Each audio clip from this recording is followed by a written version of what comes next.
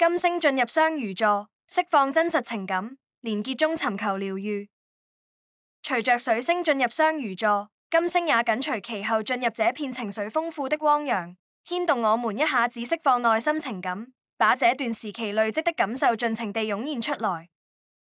最近如果因為生活上的問題，或因與某些人的關係而感到心累與焦慮，儘管未能找到確實的解決方法，但金星進入雙魚座卻幫助我們讓那些情緒找到容身之所，容許我們盡情地流淚，盡情地崩潰。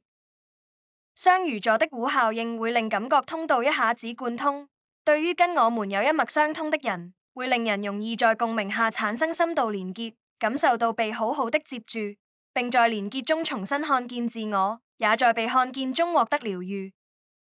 這段時期也特別適合透過冥想各種身心靈活動去整理情緒，淨化個人的情感，並透過各種文藝活動去表達內在情感。